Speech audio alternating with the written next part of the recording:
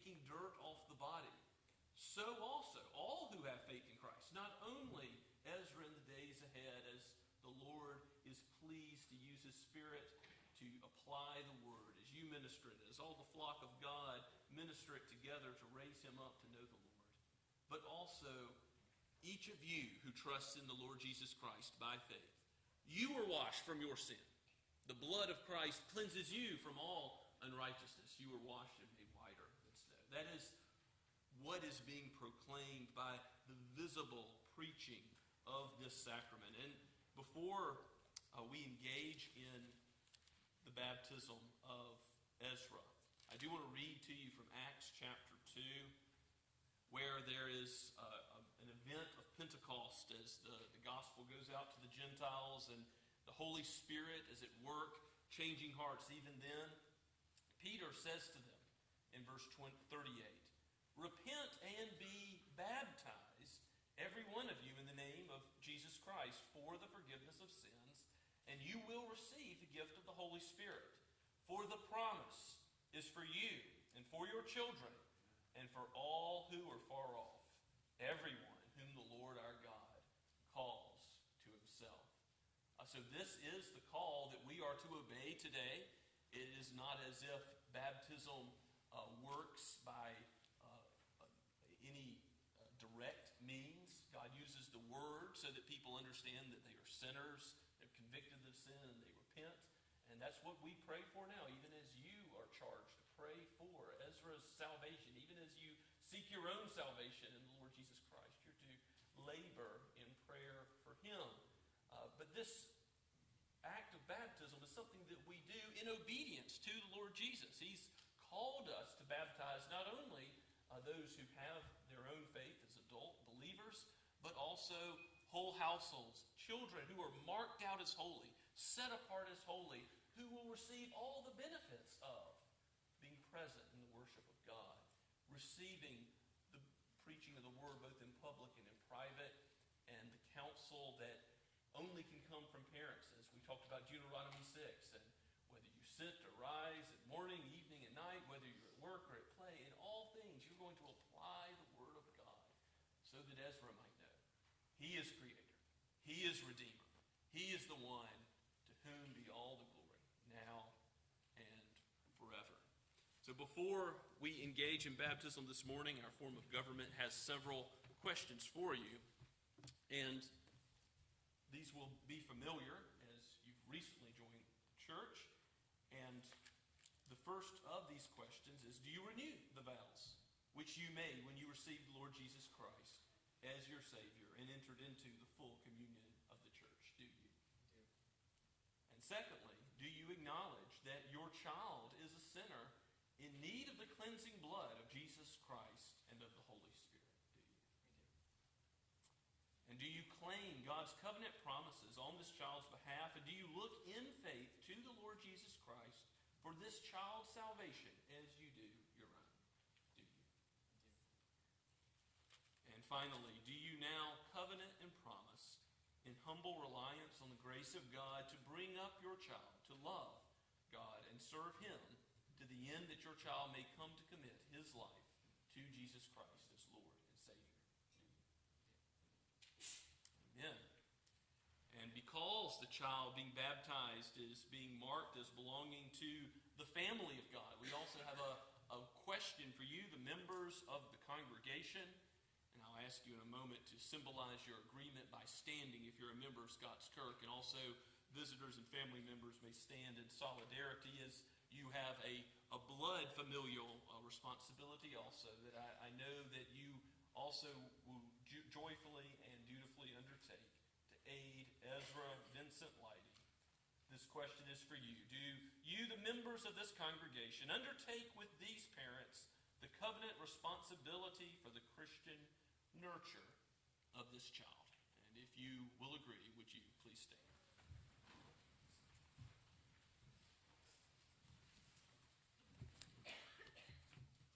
If you'll remain standing for just a moment.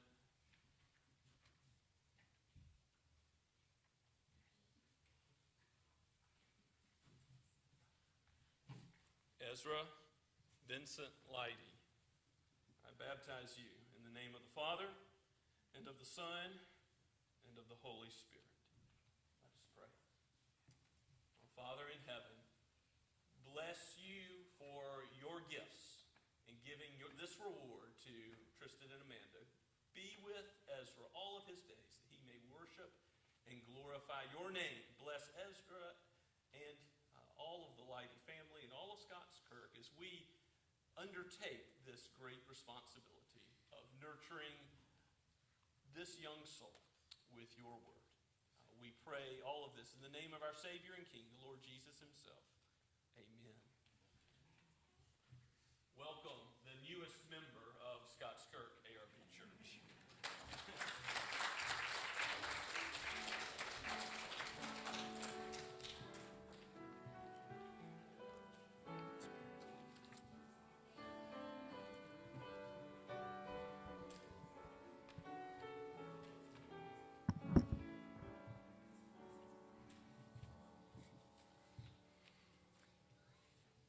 As you remain standing, let's confess our faith together. We're going to use the words of the Apostles' Creed as printed in the bulletin. So I ask you, my fellow Christians, in whom do you believe? I believe in God the Father Almighty, maker of heaven and earth, and in Jesus Christ, his only Son, our Lord, who was conceived by the Holy Spirit, born of the Virgin Mary, and suffered under Pontius Pilate. He was crucified, died, and was buried. He descended into hell. The third day he rose again from the dead. He ascended into heaven and sitteth at the right hand of God, the Father Almighty. From thence he will come to judge the quick and the dead. I believe in the Holy Ghost, the Holy Catholic Church, the communion of saints, the forgiveness of sins, the resurrection of the body, and the life everlasting. Amen. You may be seated. While Joel Reed comes down for the children's sermon, and any children that are inclined to join him are invited to come down front.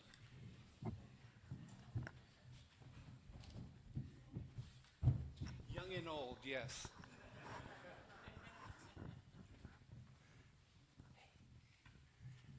So how's everybody today? Good, huh? So, have you ever been told by your parents that they're proud of you? Yeah, you usually do something and they're like, we're proud of you for doing that, right? You do the right thing at the right time and your parents say, I'm proud of you. Well, in our Bible reading today, I want you to listen closely because Jesus takes some of his disciples up to a mountain, and you know what? While they're up there, a cloud comes over, and a voice from heaven says, "This is my beloved Son. Listen to him. He will teach you." God the Father was telling them that God the Son, Jesus, was there, and he was proud of his Son for what he was going to do. He was going to give up his life so that we could have eternal life and rise again triumphantly. Let's pray. Dear Heavenly Father, we thank you that you saw fit before you even created this world, knowing that we would fall into sin, of sending your Son to pay a price we couldn't pay, to rise again conquering death, just so that we could have eternal life with you. This is an awesome gift, and we thank you for it. In Jesus' name we pray. Amen.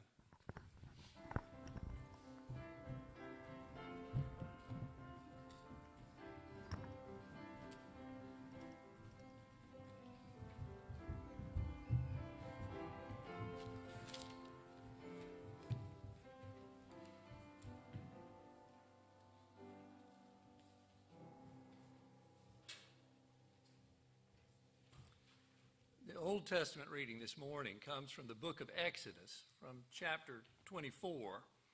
And to give you a little context, great deal has happened since the beginning of the book of Exodus. The Israelites have been delivered from slavery in Egypt by the mighty hand of the Lord of hosts, who has destroyed the pursuing army of Pharaoh in the Red Sea.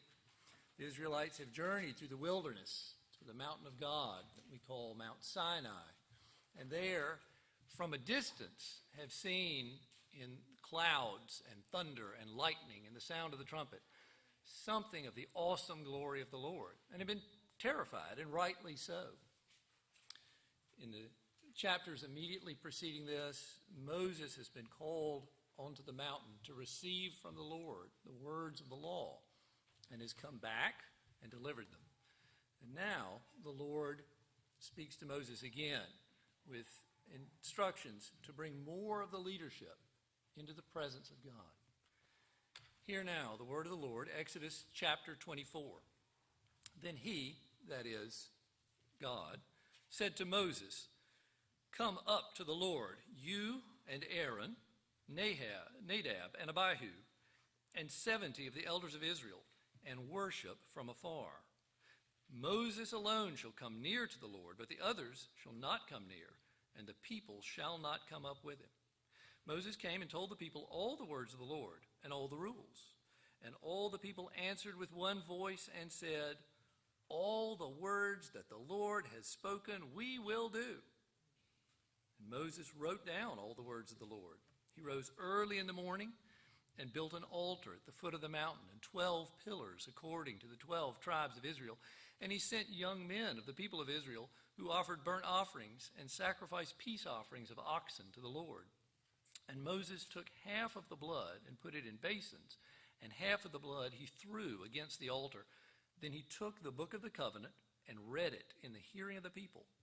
And they said, "All that the Lord has spoken we will do, and we will be obedient." And Moses took the blood and threw it on the people and said, "Behold, the blood of the covenant that the Lord has made with you in accordance with all these words." Then Moses and Aaron, Nadab and Abihu, and the 70 elders of Israel went up, and they saw the God of Israel. There was under his feet, as it were, a pavement of sapphire stone, like the very heaven for its clearness. And he did not lay his hand on the chief men of the people of Israel. They beheld God and ate and drank.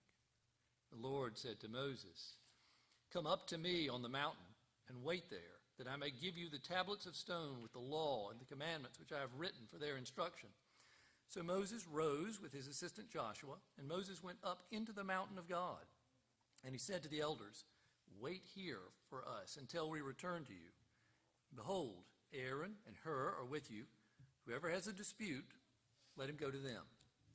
Then Moses went up on the mountain, and the cloud covered the mountain.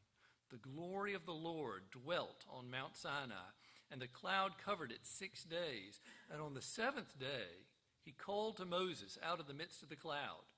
Now the appearance of the glory of the Lord was like a devouring fire on the top of the mountain in the sight of the people of Israel. Moses entered the cloud and went up on the mountain, and Moses was on the mountain 40 days and 40 nights. This is the word of the Lord.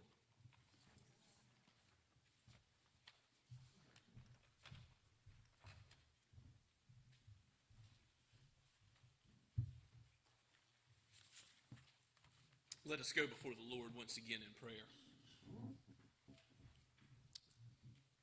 O Father, Son, and Holy Spirit, to you be the glory forever. We look forward to the day when we will behold you as you are, where the angels proclaim your praises, saying, "Holy, holy, holy is the Lord God Almighty, who was and who is to come." We look through a glass darkly now, but then we will see you face to face. Remind us as pilgrims going to a better land that your kingdom is not of this world, and indeed you have prepared a place for us where we will dwell with the saints forever. Help us, encourage us.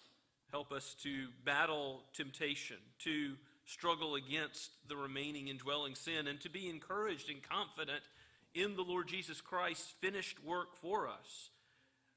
Aid your people with assurance of salvation even as Christ's blood has paid for all sin of those who have faith in him, and even as his righteous life is our standing, as it were, before you, because he has volunteered it to be presented on our behalf. He is the one mediator between God and man.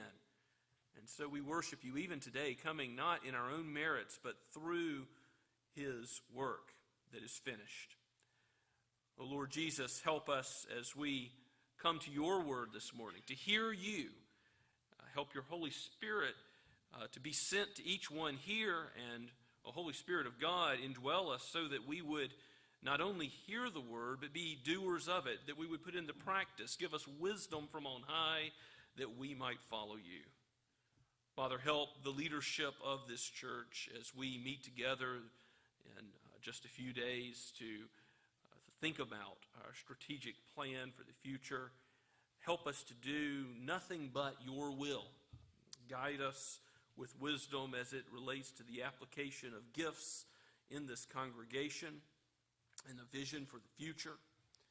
Lord, let your word be central in all that we do, so that we would be the instrument of the proclamation of peace through the glorious gospel, the means you use to convert and to sanctify sinners.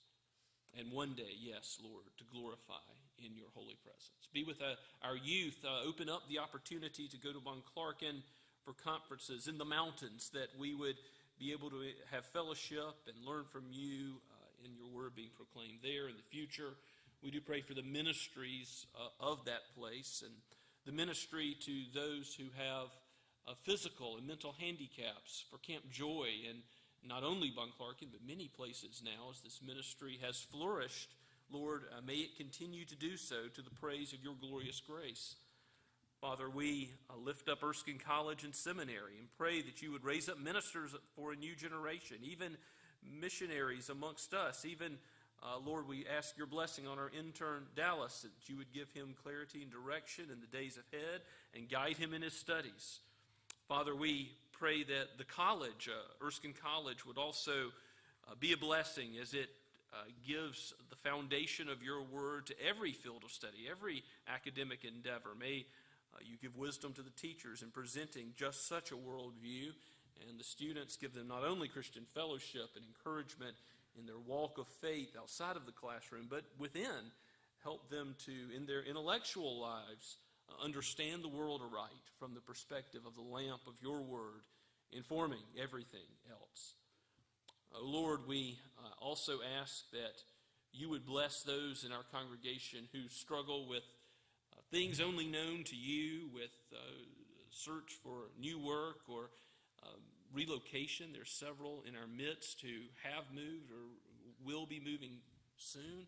We continue to pray for Kareem Barnes and Tom and Joy Scarepa and Pat Palin. Lord, we give you thanks for how you are sovereign over all the changes in our lives. And do pray for the Llewellyns, Jonathan and Lydia, as they've recently left. In the challenges that we face, Lord, for sickness, for those who, like Rich, have great reason to praise you for answered prayer, and for those who are still praying, for those who are still looking for your hand in material things. Father, we know that your care for us is ultimately not summarized here in this life, but that you will care for us now and forevermore. You will love us in a way that is perfect in the new heavens and new earth which is to come. Christ is the resurrection and the life, and he will give us a new resurrected body without pains, without problems, without sin. And he will wipe away every tear from our eyes one day. We shall not need the light of the sun, for he shall be our light. Oh Lord, let us pursue him. Bless all the parents in this congregation as they seek to raise children, the nurture and admonition of you. Especially bless the Leidy family. Bless our youth group and those who minister to the children in Sunday school, and each one that has come and sat on the front row just a moment ago. Lord, bless these young ones that they may be guided into the truth and would hear not the voices of the world that call out, but the voice of the good shepherd of the sheep, the Lord Jesus himself, and that they would follow him all of their days and bring glory to his name. Oh Lord, we ask it for your praise to go forth to all the earth, to every nation, tongue, and tribe. We lift up those who minister your word here in Summerville and around the world, those missionaries to Lithuania, the Van Dalens, to Wales, the Goodmans, to Spain, the Whitties.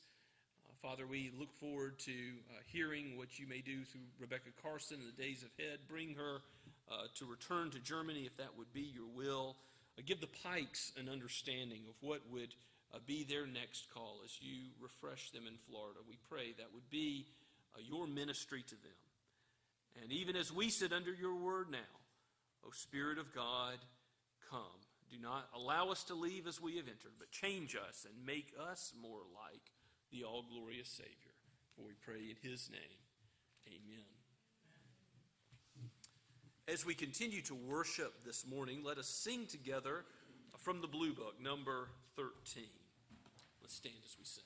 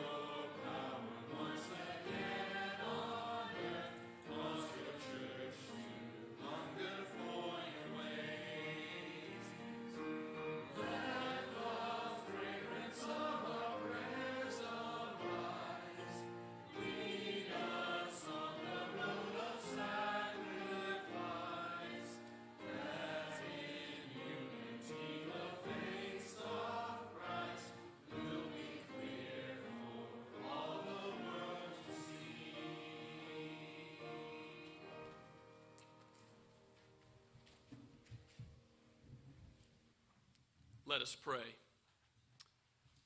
O Holy Spirit, you have blessed your people by drawing us here today, by drawing us to Christ. You have given us life and breath, and you have breathed new life into us. You have made us a new creation in the Lord Jesus Christ. O Father, shepherd your sheep. Show us more of Christ, we pray. Reveal to us wonderful things in your word, and make our lives a living sacrifice for his great name's sake. Use what we give in tithes and offering. Use our very lives to further your kingdom here in this world. For we pray in Jesus' mighty name, amen.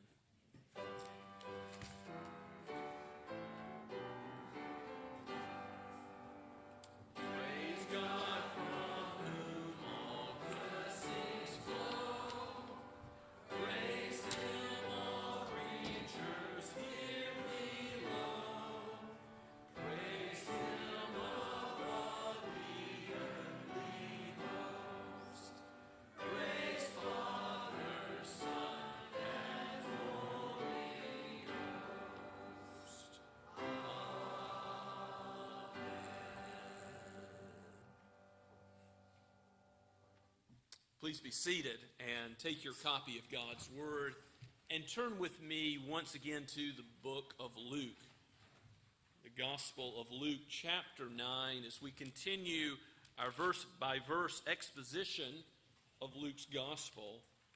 This morning we pick up in chapter 9, verse 28, at a pivotal moment in Luke's Gospel.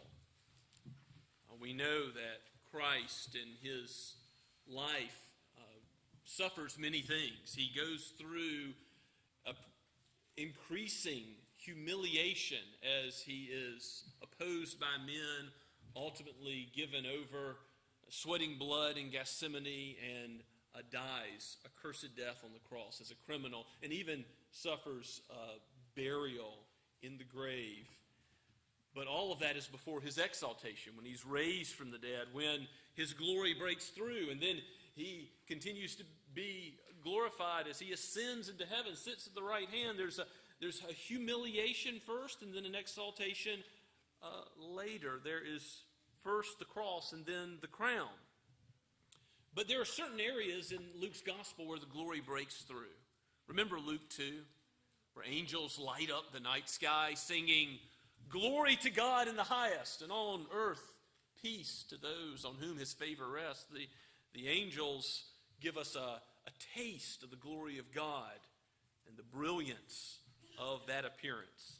Now, here in Luke 9, our text today is the transfiguration, the change of Jesus in his visible appearance on top of the mountain. It's one of these places where glory breaks through.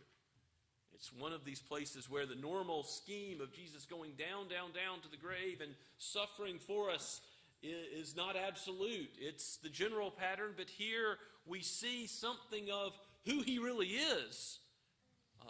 The incarnate Word of God, who has been from the very beginning and always will be. He is glorious. So let's give our attention to God's glorious Word.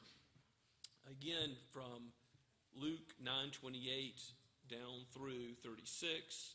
This is penned by Luke the physician, but breathed out by God the Holy Spirit for each of us, even today. Now, about 8 days after these sayings, he, that is Jesus, took with him Peter and John and James, and went up on the mountain to pray. And as he was praying, the appearance of his face was altered, and his clothing became dazzling white. And behold, 2 men were talking with him, Moses and Elijah, who appeared in glory and spoke of his departure, which he was about to accomplish at Jerusalem. Now Peter and those who were with him were heavy with sleep.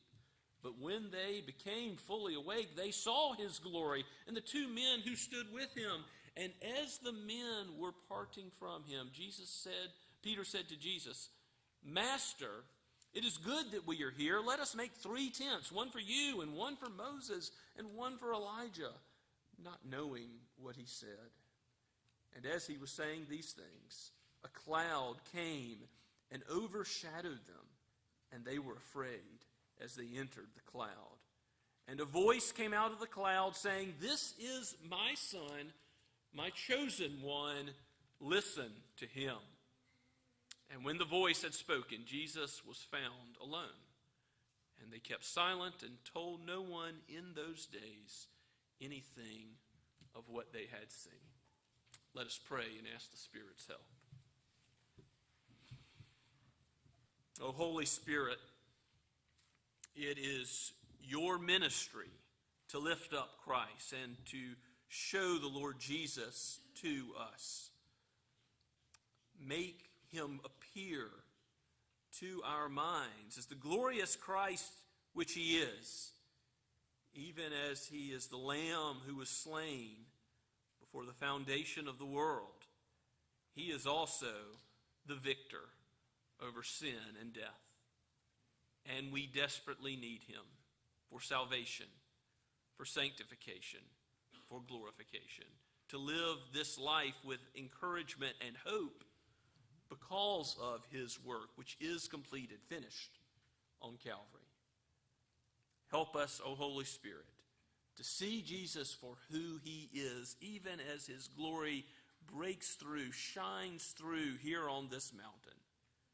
May each heart trust in him. For we pray in Jesus' name, amen. Have you ever noticed that God likes doing things on the tops of mountains?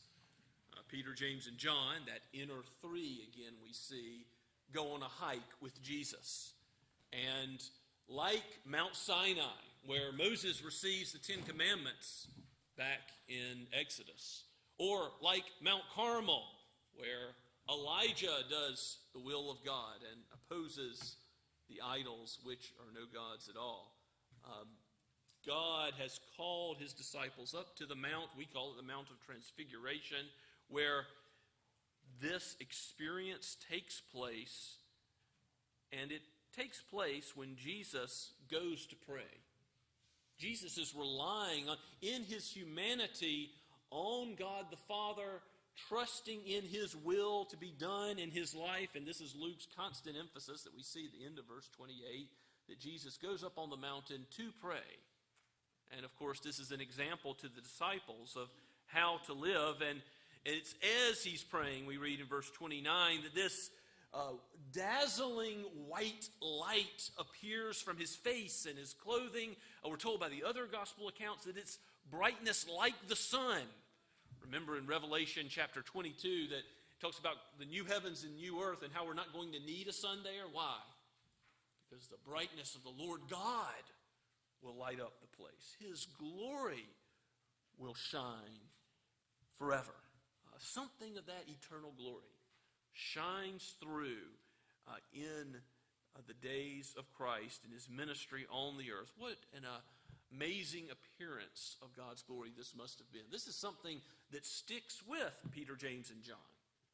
We're going to see that as we look to what Peter and John write, particularly in their epistles, about this experience later on. His clothing is dazzling. His face is shining in a way that perhaps resembles Moses' face shining.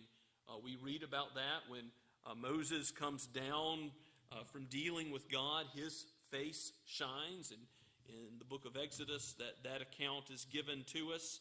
But even as if you look in Exodus chapter 33 or 34, Moses' face reflects the glory of God.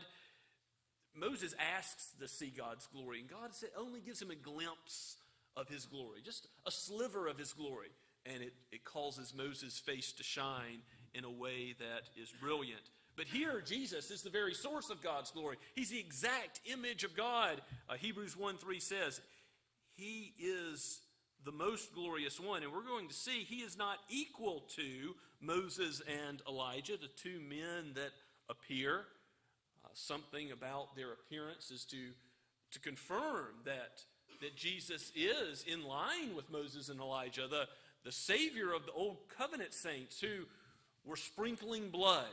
The sacrifices foreshadowed a suffering Messiah who would go to die, who would be a lamb slain, who would be like one led to the slaughter for the sake of others. So a substitutionary sacrifice through the symbols of the Old Covenant and through the promises. This is why Job said that he would see God and see God's glory and stand on the earth with a new resurrection body in Job chapter 19, verse 25. These are the promises that the Old Testament saints depended on, that the Messiah was coming. It wasn't one way of salvation in the Old Covenant and then a different way in the New. No, it was always salvation by grace.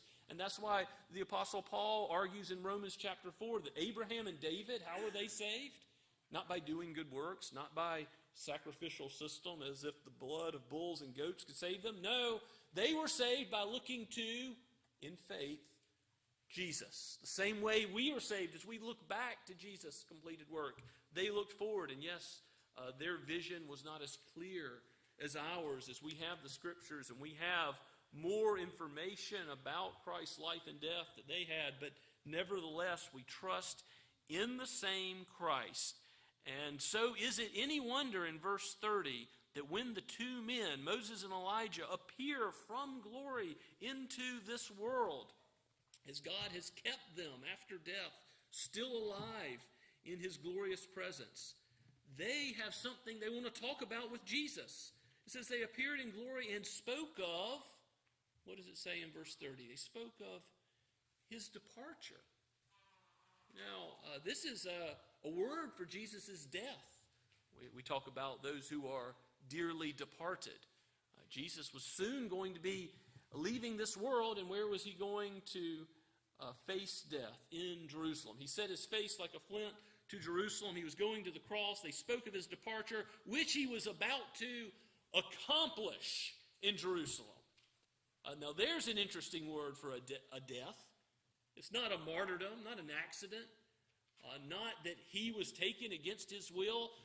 Jesus says he didn't come to be served, but to serve, and to give his life as a ransom for many. He says in John chapter 10 that no man takes his life from him, but he lays it down. And because he lays it down, he will take it up again. And he and the Father and the Spirit are all in agreement with this work going forward. In all eternity, they have been in agreement for this predestined plan to take place. That the Son should come, become man, suffer many things, die, give his life. But none of that was outside the sovereignty of the triune God. Father, Son, and Spirit, each member of the Trinity is going through this entire ordeal with complete control. And Jesus himself was the one who laid down his own life for us because of his love. God the Father gave the Son out of love for we who were in the world who opposed him. And God the Holy Spirit ministered to Jesus. We've already seen how when Jesus faced temptation, when Jesus was baptized and the Spirit came upon him, what does God the Father say out of heaven? This is my beloved Son. A confirmation that God, Father, Son, and Spirit are working to accomplish God's plan. Now, Peter didn't understand it that way. He thought, Jesus, you'll never go to die on the cross. That can never happen to you. But Peter rebukes Jesus and says, you're not thinking about the things of God. You're thinking of this from man's perspective. And indeed, he will go to Jerusalem to die. If you look a little bit past our text to Luke 9, chapter 9, halfway through verse 43, down through verse 45, there's a section, your Bible might have it with a title above it. Jesus again foretells his death, is what mine says. It says, while they were marveling at everything he was doing, Jesus said to his disciples, let these words sink into your ears. The Son of Man is about to be delivered into the hands of men. But they did not understand this saying. It was concealed from them, so they may not perceive it. And they were afraid to ask. You see, Jesus kept telling his disciples, I'm going to die. That's the kind of Messiah I am because I'm laying down my life for the forgiveness of sins. But even though the disciples, even though the inner three didn't yet understand it, it hadn't sunk into their ears. Moses and Elijah, who have been with God in glory, who have seen his presence, who have walked on the streets of gold, they know what to talk with Jesus about. His upcoming work, his great accomplishment of giving his life for his people. Because they knew that was their only hope in life and death. They knew that was what had brought them safely through death and into the glorious presence of God. So it says that even while Jesus is transfigured and all these amazing things were happening, that in verse 32, Peter and those who were with him were heavy with sleep. Jesus has gone to pray, and they were heavy with sleep again. Even in the midst of this, can you imagine? But when they became fully awake, they saw his glory. As they realize what's going on, that Jesus has been changed before their eyes, and they see the two men, Moses and Elijah, standing with Jesus. And then something else happens that they all are witnesses of. The men were parting away from him, and Peter says to Jesus, Master, it's a good thing that we are here. Of course, it's good to be in the presence of God. Peter is right about that. But then he says, let us make 3 tents, one for you, one for Moses, and one for Elijah. And Luke just adds, not knowing what he said. What kind of error does Peter make here? Well, there's a few things going on. First of all, if you're Moses and Elijah, you've been in the very presence of God. In the presence of God where there's no sin, and all the angels and the saints. Are you going to want to dwell in a shabby tent, a lean-to, on top of a mountain in a sin-cursed world for very long? And I don't think so. Peter is not thinking about what Moses and Elijah would be desiring. And he's also not thinking about the good of the other disciples. He knows it's good for him to be in the presence of God. This is amazing. But he isn't thinking, well, it's just 3 of us. What about the 12? What about 72? What about the broader disciples of Christ that would benefit from this amazing experience? He's not thinking, let's go get them. And nevertheless, it wasn't Christ's plan to involve others. But perhaps the most serious error he's making is that he's saying, Moses is important, Elijah is important, and Jesus is important. When, let's face it, these 2 are just prophets. Jesus is the prophet, the priest, the king. These are sons of God as they spoke the word of God. But Jesus is the Son of God. Jesus is the creator. These men are the creature. They don't belong in the same type of tent. Jesus is going to sit where? Not in an earthly tent, but on the right hand of God the Father Almighty, ruling with all authority over heaven and earth to bring about his kingdom as we teach and disciple and baptize in his name. He is reigning. And so Peter didn't know what he's talking about, but despite Peter's lack of clarity about who Jesus is, God the Father gives that confirmation in verse 34 as the Shekinah glory cloud comes down that we see in the book of Exodus, first appearing in Exodus 13, verses 20 through 22, and later in the temple, the cloud fills the temple.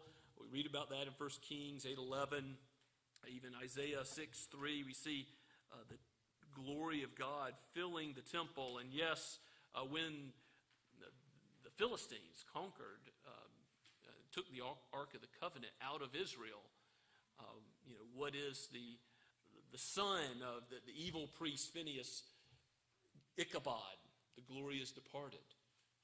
The Philistines took the Ark of God, and of course they're going to receive some consequences for that. But the glory is shining through here on the Mount of Transfiguration. The glory is back, as we've seen, as Luke has so clearly shown. This is a second Exodus in some ways, where the word, in fact, that is used for departure back in verse 31 is Exodus. And we got a exit sign for the pastor to use right here. And our English word shows that this is a quick way to get out.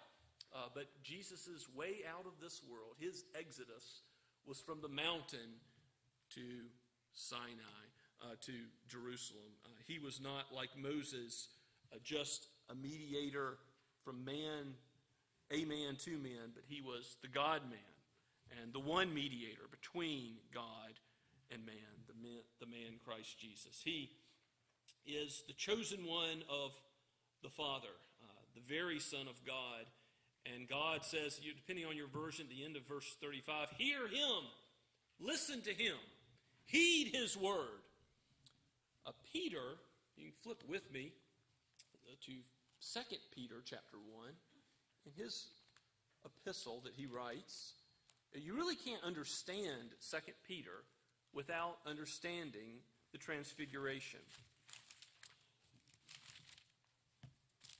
Peter has a clear reference to this event, and we'll read it starting at verse 16, 2 Peter 1, verse 16, and listen to how Peter reasons from the transfiguration to hearing the word of God for us today.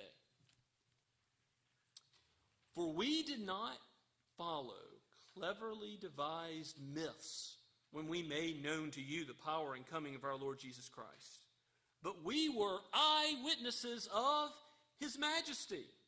For when he received honor and glory from God the Father, and the voice was borne to him by the majestic glory, this is my beloved Son, with whom I am well pleased. Isn't it obvious what Peter's referring to? We ourselves heard this very voice born from heaven, for we were with him on the holy mountain. And then get what Peter says in verse 19. Because he's speaking to each of us today as we have our Bibles open, as you have your electronic device and you're reading these words. We have something more sure, the prophetic word, to which you will do well to pay attention. Hear him. Pay attention to Christ in the prophetic word. We have something more sure than being there with Jesus on the Mount of Transfiguration where this amazing event occurred. The prophetic word. And what is it? It's a lamp shining in a dark place, Peter goes on to say, until the day dawns, the morning star rises in your hearts. Knowing this, first of all, that no prophecy of Scripture comes from someone's own interpretation. People say, oh, well, that's just what the Bible means to you. Well, guess what? God is the author of Scripture, and so he's the one who intends its meaning. It has an objective meaning that's rooted in the historical and the literary context in which it's given, and he applies it to our hearts and our situations so that when we hear the prophetic word, Jesus ministers to his sheep hear his voice and respond. This is the more sure word we have. It doesn't come by someone's interpretation, but in verse 21, the last verse I'll read here, for no prophecy was ever produced by the will of man, but men spoke from God as they were carried along by the Holy Spirit. You probably have noticed that whenever I read Scripture, I'll say something like, if we're reading from the book of Exodus, this is penned by Moses, but it's breathed out by God. There's a human author, but the Holy Spirit carried along that human author to write every word just as we have it. How important is that? We have a firm foundation, a lamp that shines on every aspect of human life, the whole counsel of God.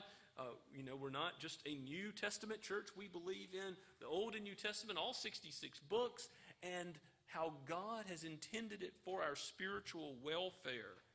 It's a more certain prophetic word than even what Peter experienced on this mountain.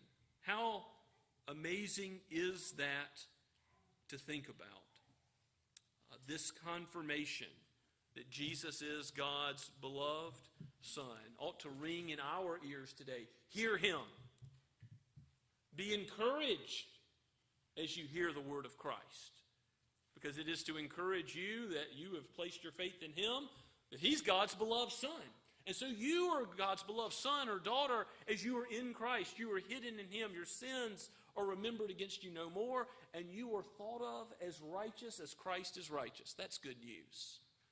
And if you have not yet come to Christ, this can be the good news for you as well. You who are lost, take this day while salvation is at hand and turn away from sin and turn to Jesus. And he will not refuse any who will come to him.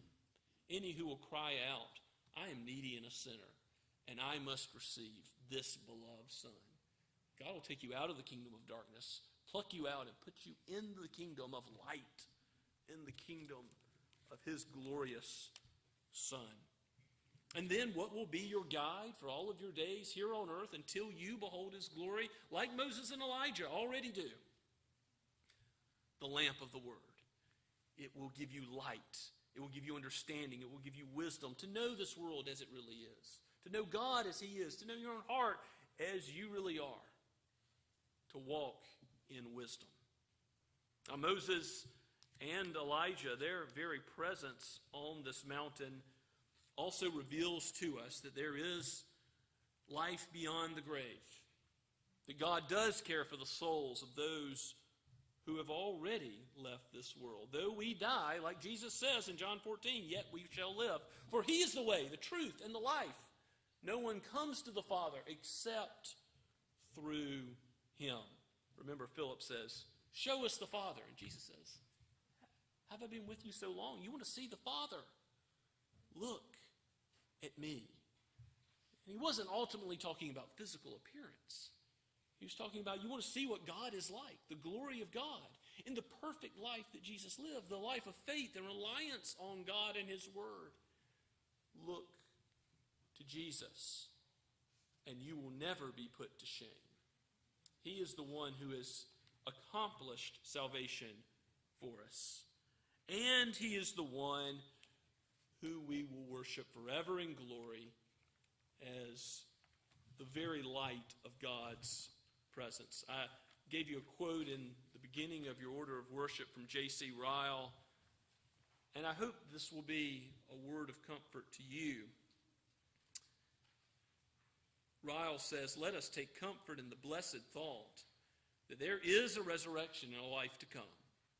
All is not over when the last breath is drawn. There is another world beyond the grave. But above all, let us take comfort in the thought that until that day dawns and the resurrection begins, the people of God are safe with Christ. There is much about their present condition, no doubt, which is deeply mysterious. Where is their local habitation? Where did Elijah and Moses come from? What knowledge have they of things on earth? Are they looking down? Do they know what's occurring here below? These questions we cannot answer, but let it suffice us to know that Jesus is taking care of them and will bring them with him at the last day. He showed Moses and Elijah to his disciples on the Mount of Transfiguration, and he will show us all who have fallen asleep at him at his second advent. Our brothers, sisters in Christ are in good keeping. They are not lost. They are gone before us. As we think about our short lives in this world, let us take comfort that Jesus has already brought his saints who have gone before us home. And we also are headed to that great home where he prepared a place for us. Let's pray together. Father, we thank you for this word that is encouraging to see something of the Son and his glorious presence. We need to know of your abiding care with your people. So encourage us that Jesus reigns not only over the dead, but over the living, so that we would wage war with the sin that remains in us and take courage that we will be counted righteous on the day of judgment or Christ's return because of him, because of his completed work in Jerusalem, for all that is already accomplished. Give your children assurance as we walk from here to our heavenly home. For we pray in our Savior's great name. Amen. And now let us respond to God's word together by singing once again Trinity hymnal number 701, Redeemed, How I Love to Proclaim It. Let's stand.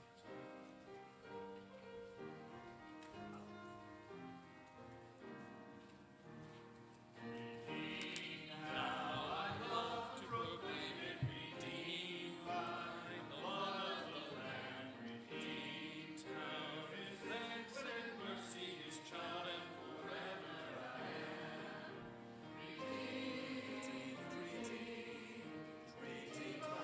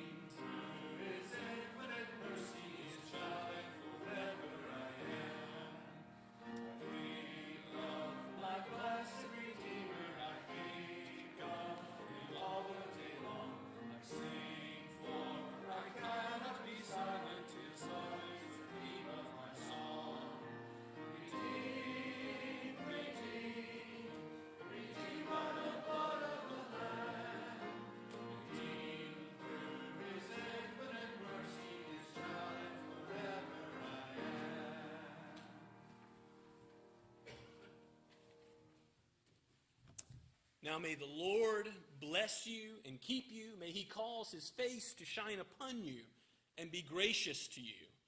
May he lift up his countenance upon you and give you his peace, both now and forever. Amen and amen. Amen.